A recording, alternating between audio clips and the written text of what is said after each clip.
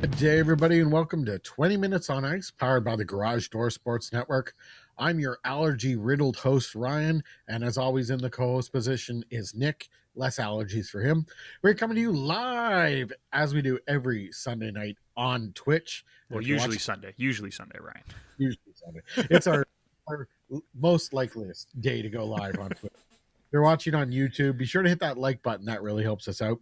And if you've downloaded the podcast, thank you for joining us. Now, let's get right to our opening face-off. Today on 20 Minutes, we're going to be recapping the NHL Award winners so far. There's still more to come. And we will be taking a look around the Stanley Cup playoff semifinal matchups, because that is really the big news in hockey right now. Plus, of course, we have our usual segments, Players of the Week and the Randomizer. But first, my co-host, who once taught a duck how to swim, Nick Vicker. Nick, how you doing this week? I'm good, man. Little headache, but I'm surviving. And that was a tough teach because I'm not a very good swimmer to begin with. So that was a tough one, but I got it. We're good. The duck can swim now. He didn't sink, so you taught him everything you know there. I done good, my friend. Going on is as we're live streaming here, Vegas and Montreal in the middle of Game 4. So always important to join us on the live streams on Twitch, because you get intense, information-filled, up-to-date notifications, just like what I gave you there. Tied 0-0 Montreal. But obviously the semifinals are going on, but we got to get into the award winners that have been announced so far. I guess you could say the major awards haven't been announced, but there's been a few of them that I would consider major that we talked about a couple weeks ago and predicted. So let's get right into the King Clancy Memorial Trophy. This is for the contribution to the community and also your contribution to the game of hockey. And Pekka Rinne was awarded this award. For me, that's more of you may be on your way out, or this may be your, you may be retiring. So here's something to acknowledge what you've done, not just this year, but this is more a lifetime achievement award. Yeah, I mean, I don't know. I think the humanitarian contribution part of it makes it harder to call it a lifetime achievement award. But Pekka Rinne is one of the greats in hockey for being involved in the community, and he always has been involved in that Nashville community. So it's not a surprise that he was up for it, and the fact that, as you said, it has become kind of a lifetime achievement award, even though it's not really a lifetime achievement award. It makes sense that it went to Rinne, and I always love seeing him win something. So good on him. Then there was the Bill Masterton Memorial Trophy. This is for perseverance and dedication to hockey. You can't argue this. Oscar Lindblom from the Philadelphia Flyers, I believe he was nominated last year, went to Bobby Ryan. Yeah. But, I mean, someone comes back from cancer. It's hard to dispute the fact that he wins a Perseverance Award. Yeah, no, he completely deserved it. And we talked about it last year that he probably deserved it then too, but I remember saying last year his story isn't over, and maybe that's why he didn't win it last year. That's 100% what it is. And there's more of a conclusion this year, and a happy ending. So, and that's what I said last year, is that I don't think he got it last year because he didn't actually really play last year during the season, right? So it was hard to give it to him last year because he missed the season. So it made more sense this year.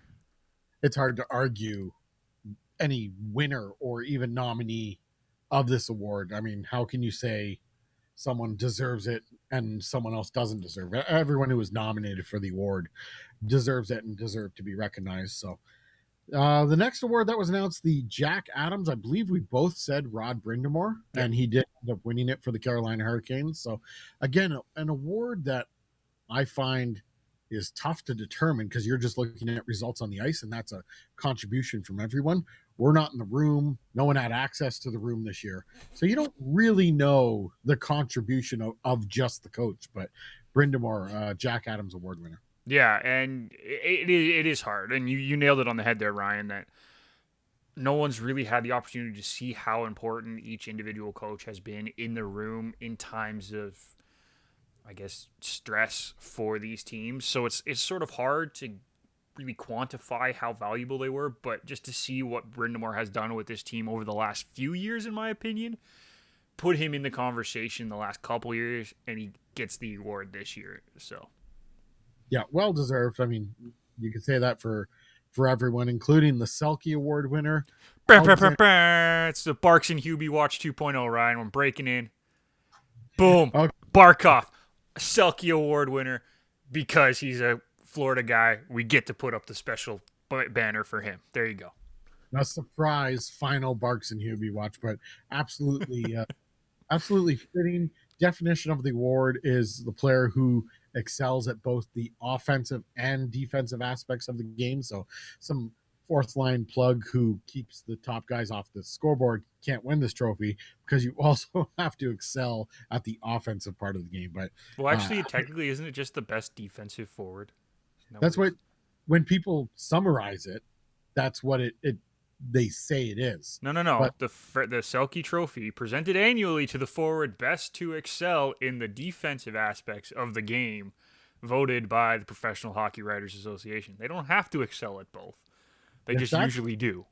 if that's the official description, I always understood it as because you have guys out there, you have players out there, like I mentioned, fourth line guys who can shut down a top line and do it all year and nobody notices them. I thought you had to have Nope. some stats on both ends of the puck, but there you go. So now you're the one putting down Barkov, saying he doesn't excel on both sides of the I'm puck. just getting the award right. I think Barkov deserves it wholeheartedly, and he's a superstar on the offensive end as well as being good on the defensive end, right? I am not arguing the fact that he deserves it. It was more just a statement that I want to make sure we get the award description right, because it has nothing to do with offensive intel. So, All right, and I'll do my best on the next one, the Lady Byng Trophy, awarded to the most gentlemanly player, yeah. or whoever has the most gentlemanly conduct. But anyways, The Nick this McVicker Memorial Award. and I think I said Austin Matthews would win this trophy because Yeah, it's you kind of did. in the heart. But here's something else. Not this year. It went to Jacob Slavin from the Carolina Hurricanes, and I think we talked about the week we did the awards that he only had one minor penalty, and it was puck over glass. Yeah, and And that, so we said he deserved it, and guess what? The writers finally agreed with us that the right person won the award, Ryan. it was a fantastic job. So that's awesome that they chose him to win the award because that is definitely for a defenseman. One minor penalty all year, definitely deserving of that award. As a defenseman, one penalty period. Doesn't matter if it's major or minor. That's impressive to me. Think of all the scrums he must have been in. I don't know if Carolina gets in a lot of scrums, but there would have been scrums. There would have been, attacking forwards, hitting them in vulnerable positions that he probably wouldn't have liked. And he one minor penalty because he threw the puck over the glass. That's impressive, and I think I said last week. I don't know. I can't remember, but I'm pretty sure I said he probably deserved this award, but we both thought it was going to go to somebody else. I'm glad that the writers agreed that he does deserve the award, and he ended up winning it. So good on the writers. So those are the awards that we know so far. We were expecting GM of the year to be announced by this point. No, you were. I were well. Hey, I weren't. The official guide says it was going to be announced today. Yeah, They I don't know. say exactly when, but we even might get it in the second intermission here of Vegas-Montreal, but we won't know, and so we have to move on. How about Vegas-Montreal playing Game 4 right now? They're deep into the second period, and Vegas starts Robin Lehner this game instead of Marc-Andre Fleury. Granted, did not have a good Game 3, and I would almost argue that. Yes, the one goal was really, really bad. Let's not mince words. That was really, really bad. I think he had a good game 3 outside of that. yeah, but just like any other player, you make a mistake, it's amplified in the I get playoffs. that, but I'm just really mad that everyone keeps saying he had a bad game 3. I don't think he had a bad game 3. He had a one mental miscue. Yes, yeah, he definitely had a mental miscue, Ryan. I just don't think he played bad. So why is Vegas going with Lehner? And my theory is they have committed to Lehner and they need him to be the starter regardless. So that giveaway was a reason to go with Lehner because they want to go with Lehner. I think it's honestly like them kind of almost admitting defeat and trying anything at this point. I don't know if they know how to beat Montreal, which is an absolutely insane comment considering where Montreal was in the regular season and what going into the playoffs, that we would have never said that. But I just don't think they know how to beat Montreal game to game. And They they're trying everything. Maybe injecting Lehner is their way of trying to inject some energy into the team. I don't know. I wonder if, on the other hand, if Coach DeBoer sees the error by Fleury as a tired goalie, throw Lehner in there for Game 4, get Fleury a rest, come And I back will to and I will add on to that. I saw this on Twitter today by Paul Bissonnette saying that Fleury's an older goalie. Maybe this is just him giving Fleury a day off, knowing because he has the depth of Lehner, he can do that. Now, does that mean they go back to Fleury in Game 5 regardless of what happens in Game 4? We don't know yet because, A, Lehner hasn't given up a goal yet. Still, right? Yeah. No, he hasn't given up a goal yet. Got to check the screen. These are in-depth reports. I mean, no need to even tune into the game, folks. Just join the 20 Minutes on Ice live stream, and we will hit you with the good information as we go. Right? And he's faced 18 shots, not even all the way through the second period. That's more. That's over twice as many shots as Fleury faced through the first two periods of Game 3. And we're going to get into that, by the way. Yeah. But Yep. I just don't know what they do. If Lehner has a fantastic game, do they go back to Fleury after he has the rest? Do they stick with Lehner? If Lehner has a good game and not a fantastic game, and Montreal just can't score on the first 18 shots, does that mean they go back to Fleury in Game 5? Like, I don't know yet. But it just seems like they're just trying to put energy into the lineup, and we'll see if it works. You know me. I go back to Fleury for this one. I know you do. I'm not asking you, though. I'm asking DeBoer, and he's not going to give us an answer until Tuesday at 9 o'clock. Yeah, unfortunately, I don't coach the Vegas Golden Knights yet, but I'm working on it. Too bad you don't coach anybody, man. Come on. Get together. All right, Nick. You know what? We've been talking about the playoffs, so let's get into it right now. We're going to start with the Islanders-Tampa Bay series. So New York was able to shut down Tampa Bay in Game 1, typical New York style. And then Tampa Bay flipped the script on New York for Games 2 and 3. Were able to shut them down and use their offensive talent to win the game. And then Game 4, I was watching the last half of Game 4, and yeah, the Islanders were up 3-0 in the game. Tampa got a couple, and then the Islanders called a timeout, and everyone on that team, all 20 guys, I'm including the backup goalie, just realized, put your work boots on and get to work. It's not hard work. It's little things that are all going to pile up to the New York Islanders identity. And then I tweeted it out that I just have so much respect for that team just to get to work. And me as a Leafs fan, looking at it from that perspective, Leafs like to hang on to the puck and try and outskill the teams, and the Islanders just stick to chip it out and go get that puck and hammer the other team. I was so impressed by the way the Islanders play because they just have such a strong belief in their, combined efforts will eventually work out in the end.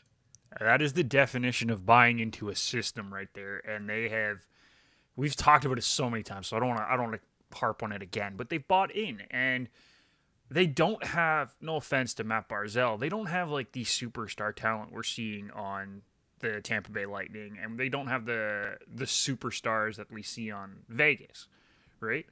But it's very similar to Montreal in that everyone kind of is just like, well, we're here. We know we can trust our goaltending. We know we have a good enough defense core to limit chances. We're never going to be able to stop the Lightning and the Knights or whatever. We're going to give up good chances, but limit the number of chances so our goaltending can keep us in it. They also limit their mistakes too. Yeah. But they don't care if it takes 3 whacks, or 3 guys to get it up the boards and out. Like, it's going up the boards. Like, there's no, hey, that guy's open, I could probably hit him with the pass. It's like, no, we're getting it up the boards. I'm getting it to the winger. He's chipping it out, and the center or the winger is going to support on that and chip it out in the neutral zone, and then we're going to deal with the puck and passing it around at that point. It's just so straightforward and beautiful. I mean, it's like if you're I don't know, a handyman or someone who works with your hands, a construction worker, pardon me, and there's some sort of beauty about the concrete drying just perfectly. I It's a terrible way to describe a team, but that's exactly what the Islanders are for me. Just getting to work and putting your boots on it. It's just beautiful. So It's phenomenal, Ryan, and I agree with you 100%. And one thing that is kind of amazing to me, and I'm going to pose this question back to you, but there's been 3 one-goal games in this series. And the other one was a 4-2 win for the Lightning. How impressed have you been with this series? We came into it thinking it was either going to be blowouts by the Lightning or really scrappy games by the Islanders. Well, it turns out it's scrappy, but it's been entertaining in my opinion. So how impressed have you been with this series so far? again, it's more the Islanders impressing me. I mean, the series is just fantastic. It's like two monster trucks crashing into each other, and which one is going to budge. You know, the we I said the Vegas Colorado series was the heavyweight title fight, and this one is the monster truck rally with two beasts just crashing into each other. And there's so much beauty in that as far as how I see the game, and it's such a struggle, and the two teams are fighting for absolutely everything out there. So all the goals, all the ice gained, all the power play chances, it's all earned. There's not whatever team is coming out of this series is coming out with such a confidence boost because whoever wins it is going to have to earn it absolutely. And this series, those one goal games, it does this thing not have 7 games written all over it at this point? I don't know, honestly. Like, considering that the Islanders are 2-1 in 1-goal games, if they can keep it up in 1-goal games, it might be done in 6. Right? If they keep doing what they're doing, they might have figured out the Lightning. No It's a offense. it's a coin toss. That coin could go either way at any time. I think Game 5 will be very very big in Tampa. That'll help to try to figure out what's going to go on. If the Lightning can go in and do what they did in Game 1, well, that says a lot about the series right there. If the Lightning can rewrite what happened in Game 2, then I think this one might go to Game 7. Just because I think Game 6 the Islanders win that game. Just because I'm going to say it again, that Nassau uh, Coliseum, I don't want to play there. I would not want to play there if I'm the Tampa Bay Lightning, just because that energy, those fans, the fact that the building is literally shaking because it's so old. It's too much right now for any team to go into that barn and play. So I think Game 6 goes to the Islanders regardless of what happens in Game 5. So the Lightning really need to come out in Game 5 and win that one. For me, going forward, like I mentioned, this has 7 games written all over it. Maybe the teams just buckle down and play exceptionally well, and so it just comes down to home ice advantage, like you mentioned with the Islanders. So that's why we maybe head to 7. Mentality of the teams going in here to the 5th game, though, like you mentioned, Tampa Bay's thinking if we can do what we did in Game 1, that's an if. But they know they're up against the Islanders, and it's going to be like a wrestling match in mud. And guess what? The Islanders know that if they execute properly in the mud patch, they give themselves the best chance to win.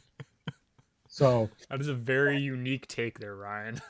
hey, that's how I see it. That's why I'm just so impressed with this Islanders team. So, I mean, I'm looking forward to the last 3 games remaining in this series. I expect to go 7. I would love this series to get an overtime game. And it's going to be one of those marathon Yeah. games as well. So hopefully we can get a overtime game, but I definitely think we're heading to 7 games in that one. We're going to take a small break here, and then when we come back, we'll take a look at the series that is currently ongoing, Game 4, as we talk, and we'll get right into that when we come back after this.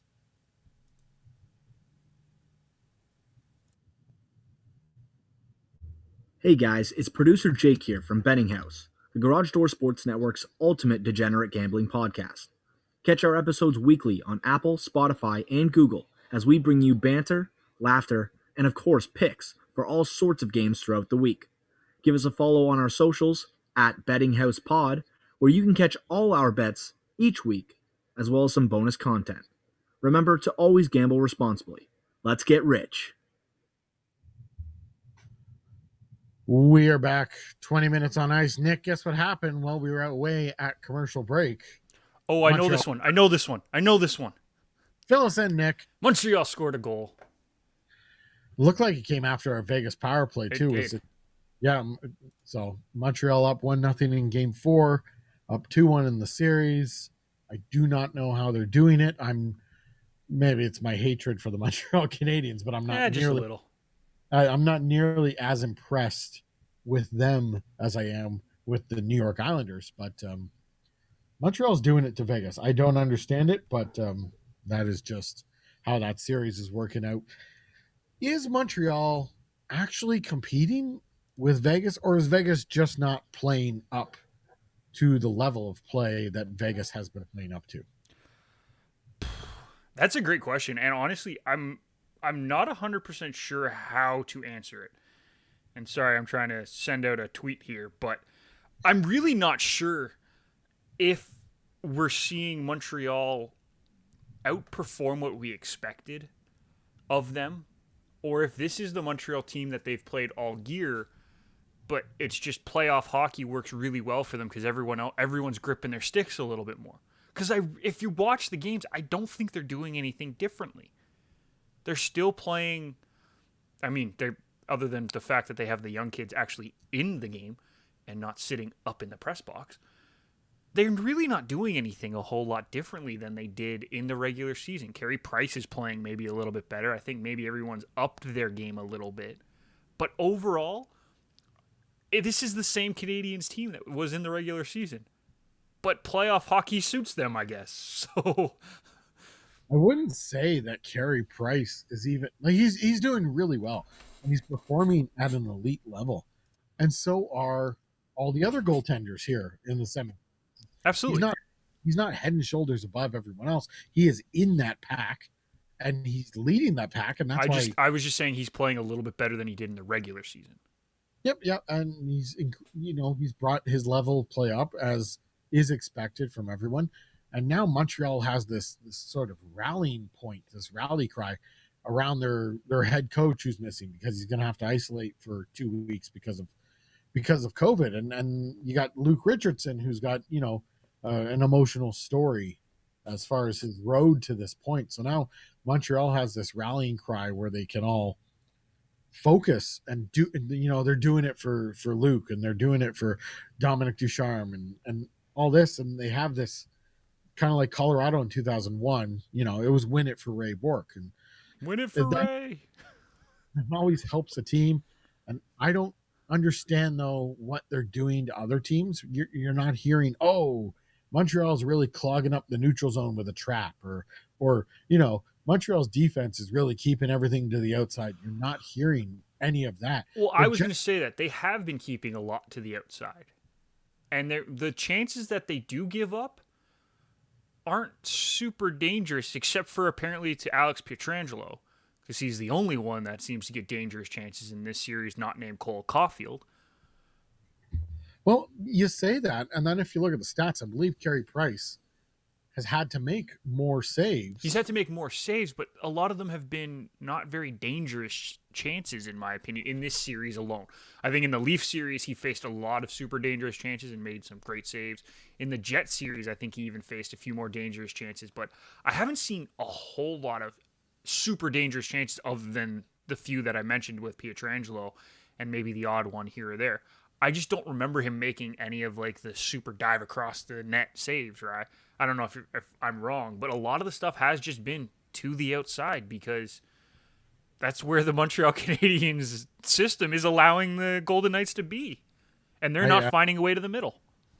And I don't know how Vegas is not finding. Vegas is superior to this team. Player for player, yeah. Yeah, and how they can't find a way to break through and especially you look at Game 4 going on right now. They're in the second intermission. Montreal's up 1-0. They're And going it could be two because if they're on. the well no, because Robin Lehner made a save on the goal line, but the only reason that it was not called a goal was because it was inconclusive whether or not it crossed the goal line because his glove's black. Right. Right? He has all black equipment. So they Good couldn't move. tell where the puck was. Yeah. And based on the angles, it could have been in. I don't know. I'm not going to say it was a goal because it's really hard to argue that, but it could be 2-0. Montreal's doing it, and so this is on me for not being able to figure out how Montreal is doing this consistently. But it's not like I guess they've bought in all just like the Islanders, but it doesn't show like the Islanders. Or, you see the Islanders just grinding it out and going to work. I mean, you still see Montreal making gaffes out there. You still see the occasional. But there's not as many as I thought there was going to be from this team either. Yeah, they've been able to lock it down. So I guess they're doing it the Islanders way, and my hatred for them does not allow me to see that. Whereas I'm here going, standing ovation for the Islanders. Way to go. They're awesome. But okay, but here, we can give credit here, though, right? Like, how good has Carey Price been in this series, Ryan? How good has Carey Price been in the playoffs? Excellent. Elite level goaltending. Exactly what you need to get you to this point. He's a huge part of the equation, as is everyone else on that team. Just fantastic. By the way, can we talk about how nonchalantly Price goes behind his net to play a puck, or anytime Price plays the ball? He is the most, he looks disinterested anytime the puck comes near him for him to play it. Whereas Fleury, Fleury's got energy. Even Lehner going behind the net, it has energy, right? Price just has no energy when he goes behind the net. It looks like he's just like, oh, got to play the puck. And then he makes a perfect pass. Yeah, if he misplays it, he's still composed to recover. So it's just insane to me. Like, watching him do that always entertains me. At this point, I mean, Montreal's up 2-1 in the series. Like we mentioned, they're up 1-0 in Game 4 here, heading into the third. Where does this series go, especially if Montreal wins tonight? I don't see Vegas pushing it to a Game 7 if Montreal wins tonight. No, not a chance. It's going 6 if Montreal wins tonight. At most. Maybe Vegas goes back home and wins the game, right, in Game 5. I don't know. This is the game here. They need to win this one to have a chance to win the series. Regardless, if Montreal wins this game, Montreal wins the series. I'm saying Vegas might go home and win in front of their fans, but they will not win that game in Game 6 in Montreal if Montreal's up 3-2. I just don't see it happening. Hey, maybe Vegas can turn the script on Montreal. Montreal comes back after being down 3-1 to Toronto. Maybe Vegas somehow miraculously. I just don't see it happening. I don't see it happening at this point. If Montreal goes on to win this game, like you mentioned, they've probably won the series, or they will end up winning the series. This, for me, is the game where Vegas needs to, slap themselves in the face and show up. By the way, folks, this is sickening for Ryan to say that Montreal will win the series. I can feel it through the computer. Montreal in the finals, I can't take it. That won't be acceptable. Whoever's playing against them, I will be a diehard fan. I got the Islanders jersey still over my shoulder over here, so just hoping. Might have to get a Tampa one just in case. So we'll see what goes on there. But Vegas, as we record right now, you are sitting in the locker room, and there are some players who have slapped themselves in the face, and they'll come out ready for the third. And I hope on the PK though. If Montreal scores on the PK to start the third period. You mean Montreal's on the power play? Sorry, Montreal's on the power. If Montreal scores on the power play to start the third period, this game's done. I can see that, but I'm not just because of emotions and all that. I just don't see them. If they can kill off the penalty to start the period, that puts Vegas in a good spot. Yeah, but that opening period where the ice is fresh, it just doesn't seem to work for most teams. Some teams get done. Well, also because the other team has more of a chance to try to rationalize how to play the power play, and then they can talk about it a little bit more and try to figure or the penalty kill. Sorry, so they can talk about it a little bit more and try to figure out what they want to do. It's really hard to score on a power play right out of intermission. Yeah, starting off the period. So I mean, lots of talking points in this series, and super interesting to see where it goes. That goes for the whole semifinals here. It's just been, Oh, it's been awesome. It's been yeah, so much fun. really fantastic. So many ways this thing can go, and you can't say, "Oh yeah, here comes a Vegas Tampa final," because anything looks possible at this point. So Anything's possible. Kevin Garnett. we're gonna come. Pardon me. We're gonna take a longer break here. Get a few refreshments. I'm gonna try and blow my nose and take care of myself. But when we come back, we will be doing our players of the week. That's coming up right after this on 20 Minutes on Ice.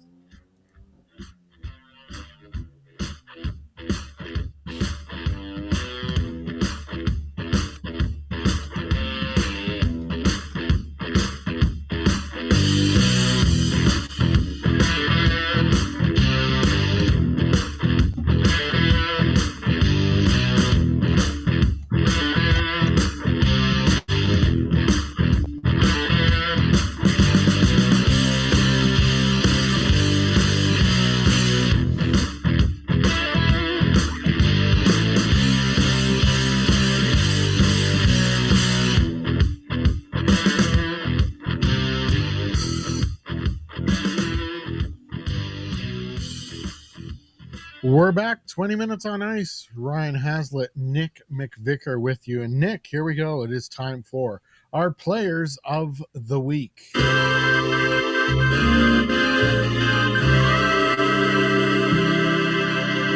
Still loving the theme. Good for you, Nick. All right. Absolutely. Why wouldn't I? It's a great theme. Let's just jump into it. I was going to start off with goalie of the week, but there's been very few weeks where we've started off with player of the week, and that's where we're going to start. You start off. You started off. And I love taking a D-man, so I'm taking Alex Pietrangelo here of the Vegas Golden Knights. 3 goals in 3 games. This is for the week of June 14th to the 21st. So Pietrangelo, 3 goals in those 3 games. They were all even. 14th to the 20th, right? Sure, yeah. I don't know 7 days. 14th, 20th. Thank you, Nick. All right, this is for the 14th to 20th. But 21st is tomorrow. I don't know how we have stats from that yet, Ryan. What universe are you on, my friend? Am anticipating here. So. But either way, change the dates around. But Alex Pietrangelo still has 3 goals in his last 3 games. He's actually got 3 goals in his last 4 games, but doesn't work here in the time frame. He's got 3 even strength goals, 17 shots in those 3 games as well, and 28 minutes average time on ice. Plus, he is a complete difference maker out there when he has the puck either in his zone or in the offensive zone. He's making things happen. He's a danger offensively and just remarkable defensively. So I'm a big Pietrangelo fan. He is my player of the week this week. When we were breaking down the series, I said the only player who's had dangerous chances so far in this Vegas-Montreal series for Vegas is Pietrangelo, and there's a reason for that. He's jumping into the play. He's getting involved. He's +2 as a defenseman. Do you know how hard that is as a defenseman to be +2? I mean, granted, Montreal hasn't scored that many goals, but still, he's got 3 goals himself. That's what you want to see from your number 1 defenseman, and he was signed in the offseason to be that number 1. He's proven that he is that number 1, and 28 minutes of ice time is just stupid considering 1 game went to overtime. He's averaging half the game, playing half the game. And he only, again, as I said, only 1 game went into overtime in that stretch. So it's incredible. The other 2 games that he played 30 minutes in that game 3 that went to overtime. He played 28-36 in game 2 and 25-26 in game 1. That just shows you this is a guy that you lean on in the playoffs, and he's done exactly that. So, and if Vegas goes down 3-1 in the series, just watch that average time. 42 minutes in regulation in game 5. Like a house league game, and he's just so good they throw him out there for a whole period. Every other shift he's out there. It doesn't matter who he's playing with. He's playing every other shift. Who's your player of the week for June 14th to the 20th?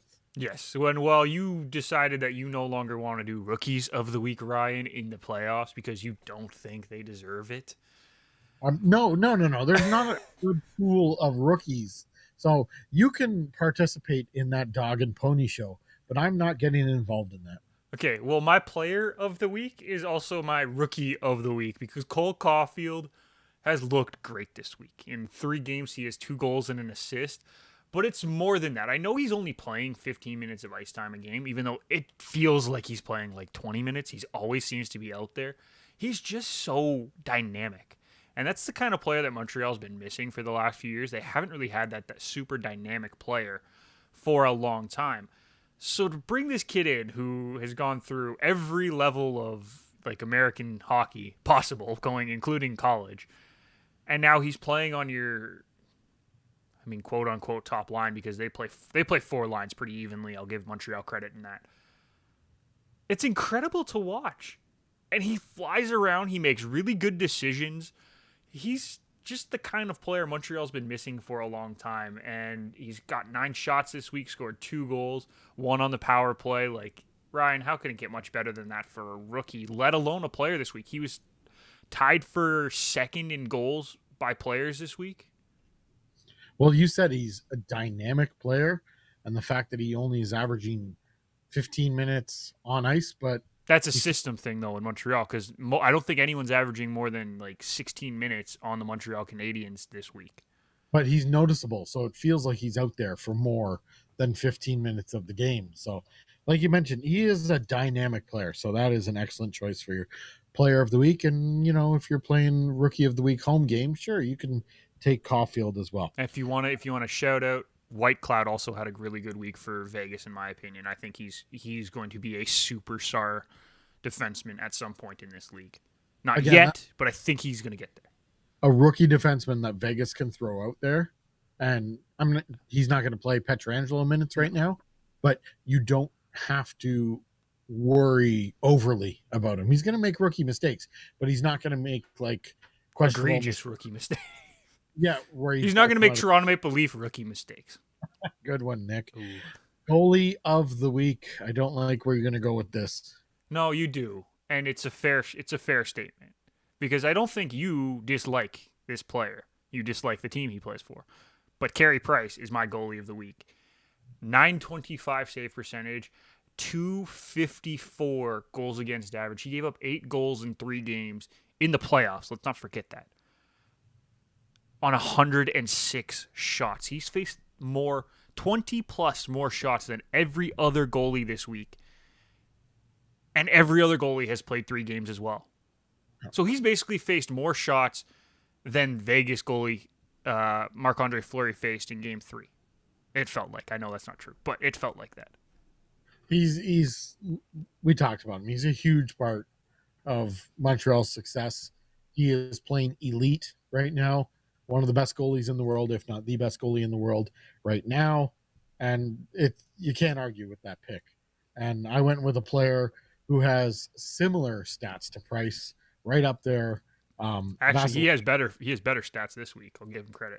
Slightly better. Vasilevsky for Tampa Bay. He's 2-1 in the week that we're referencing here. 6 goals against in those 3 games, 929 save percentage, and a 2.05 goals against average. We know Vasilevsky is a superstar elite goaltender, and he's doing.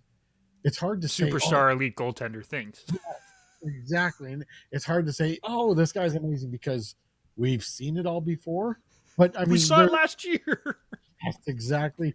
He's elevating his game, and he's showing everybody he's living up to his expectations. And when you say, a player isn't playing up to his potential, well, this is what it feels like when a player is playing up to their potential. So my goalie of the week, Vasilevsky. On that. Great call, man. And I agree with you 100%. It's just funny. Like I think a lot of people take Vasilevsky for granted because of the incredible things that he's done, and he's not doing incredible saves right now, right? Like those. Remember when he used to do those behind the back catches? Everyone was just like, "How is that possible?" Well, now we just expect it from him.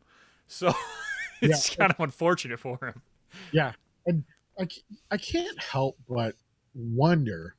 And it's just because he's got that Tampa Bay team in front of him. It's like, is he really that elite because he benefits from the powerhouse team that he has? But yes, he is an elite. He is elite. He is an elite. I got to get rid of those thoughts because he's done nothing but prove himself, and he's an elite goaltender. Yep. So, Yep. Nick, let's wrap up the show and fire up the randomizer. Okay. Here we go. Okay, new game. What? This is called Close Call. This is a new game on the randomizer. This is more of a for you game. We can try this one time This and is revert. for me. I see that now. It says it at the bottom. For Nick. Interesting. So, as the screen says, if you're watching on YouTube or Twitch, I'm going to list Stanley Cup champions, and it's up to Nick to tell me who those teams beat in the Stanley Cup final. He doesn't have to name every team. He's got to choose one team. Jeez, I don't want to do the Montreal Canadiens one. It's too They're, many. they're not on my list, but yeah, Well, how many? Montreal would have 24 options. Actually, that would be easier, right? Like if I threw Montreal. No, but if I had to name all of them. Just this is a test one, Nick, and we didn't talk about this. Do you know who they most recently beat in the final? That would be 93, right? Yeah, 93. Los Angeles. What? Los Angeles. Oh, yeah, it was the Gretzky one, right? And then they had two finals before that against Calgary. So, I was going to say Calgary. That's the funny thing. That's what well, you're more of a 2000s, maybe a little bit, maybe. You're more of a 2000s 2005 onward. I'm better Okay. at. All right. Well, we're gonna dabble in that area, Dibble dabble. All right, let's do it. and then I have a few in my area as well. So, from my era, Area and era. with the New Jersey Devils, name a team that they beat in the Stanley Cup final. That they beat in the Stanley Cup final. Yeah, they won 3 Stanley Cups. That they beat, though, because I'm thinking, like, they lost to the Kings. They lost to the Kings and Avalanche. Yeah, they lost to the Kings and Avalanche. Yeah, but they also they won the Stanley Cup 3 times. They did. You are correct. I know that fact.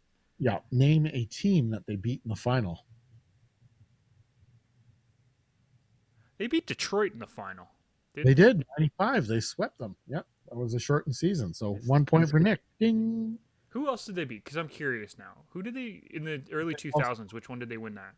In 2000, they beat the Dallas Stars. It was the Stars. Okay, that was I was going to say Dallas, but I was more confident with Detroit, so I went with Detroit. And then in 2003, they beat the next team on my list, the Anaheim Mighty Ducks, in 7 games, where the home team won every single game. So, right, like that was the Jiggy. Yep, next team on my list, the Anaheim Ducks. Who did they beat for their Stanley Cup? Their only one Stanley Cup? Yep, 2007. 2007. Oh, God.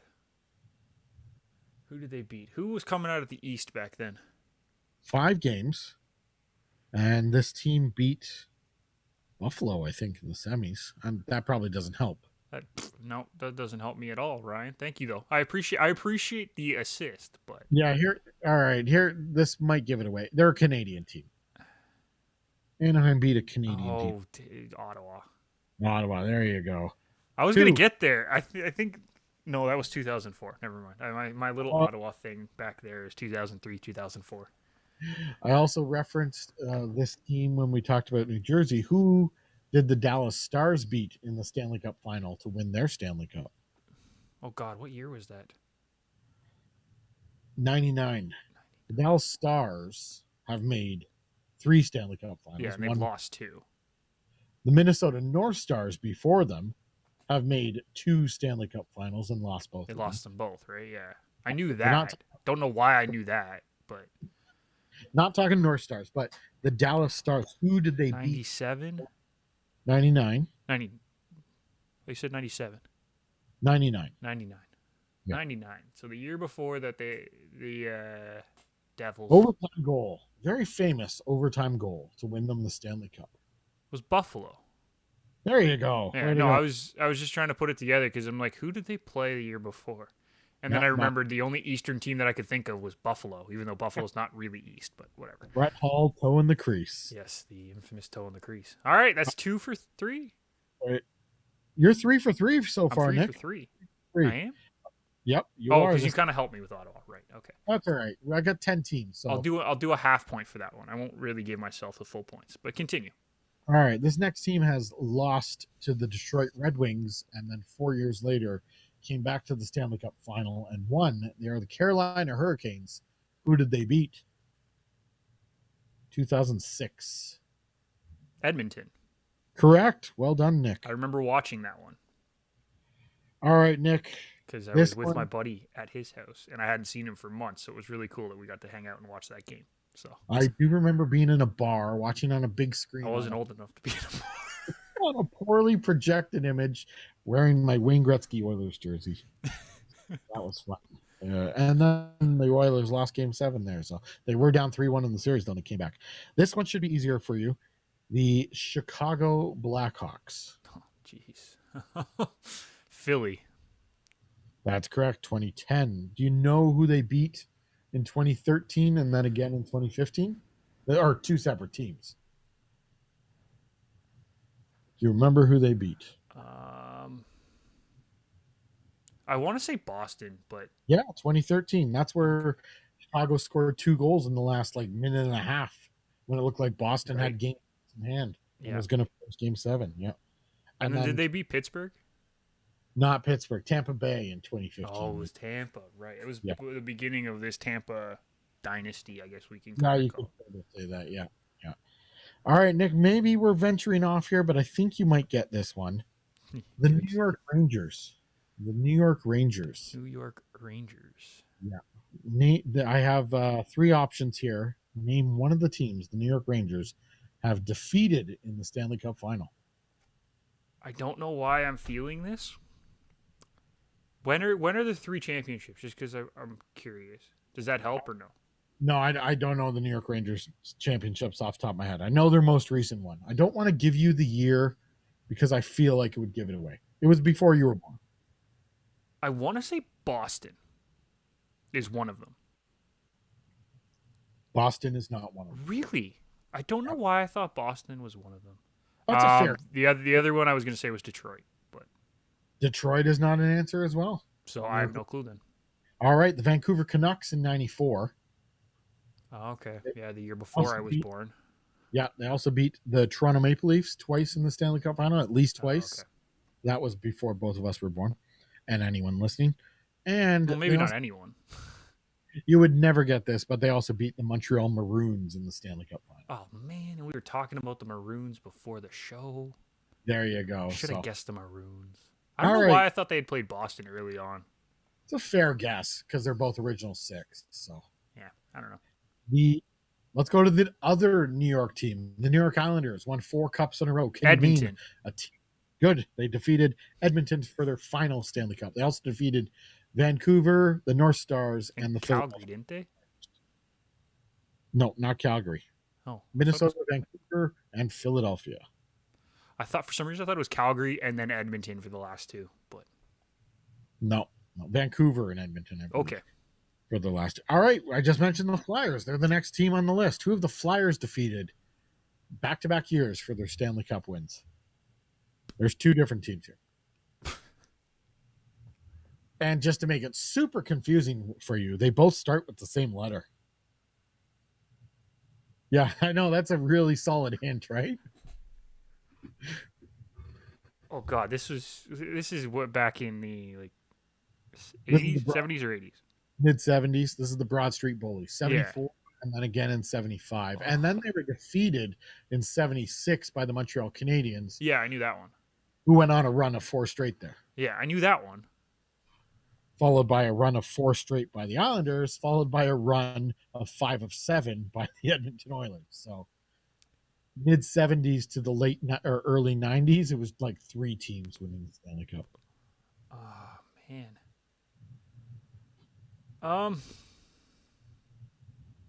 One of the teams was only 5 years old. That doesn't help you. I know that, but Well, they're- no, because it does, because the team that I'm thinking of is St. Louis. they did not. But then I'm defeat- trying to think of another S team, so I know that's not the right answer.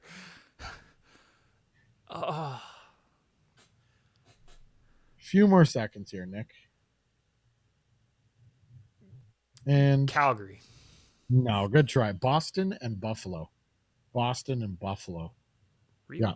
Yeah. There was the I didn't know famous Buffalo was good back then. fog I didn't know game. Buffalo was good, period. But Yeah. Or there was the famous fog game in the odd, I believe it was 75. okay, yeah. All right. I mentioned this team, and they were a team that was defeated before the Edmonton Oilers. Can you name any of the teams they defeated for their Stanley Cup final or Stanley Cup wins?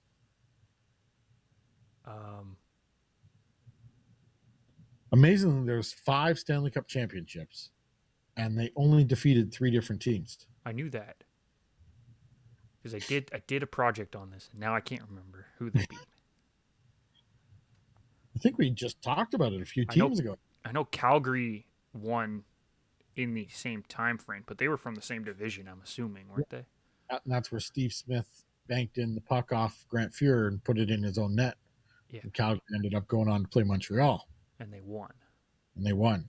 Yeah.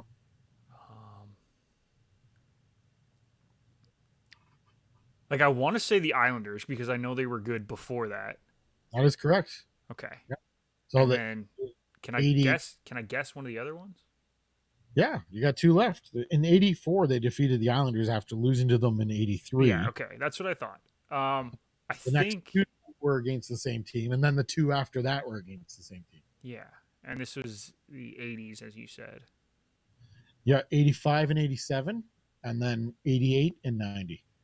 And I think the one team, I want to say one of them was Boston. Correct. That was 88 and 90, yes. One more team left. Who has been on this list that we've been talking about? They have been on the list, right? They're our former Stanley Cup champion, yeah.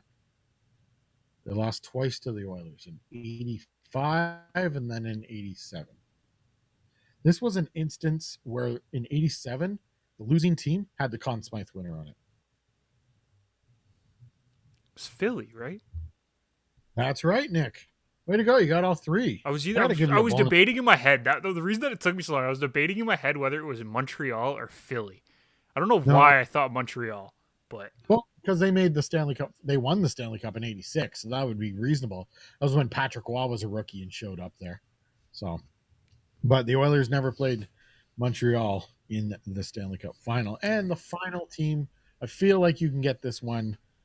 They have 5 Stanley Cup championships. The Pittsburgh Penguins, 5 different teams. Detroit. Correct. 2009. That one was too easy. Can you name any of the other teams? Can you name the 2 most recent teams they beat? Pittsburgh. What were the years again? 2016 and 2017. You can also go with 91 or 92. One of them was against Philly. No, it wasn't because they're in the same division. Well, they're not against Philly. Ignore me for that. Ignored. 91, 92. Those are the Mario years, obviously. Yeah.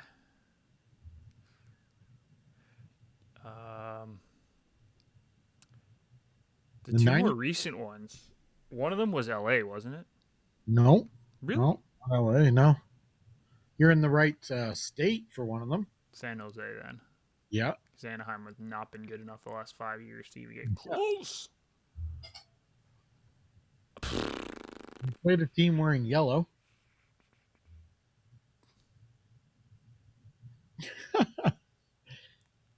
Why did that just blank my brain out when you said that?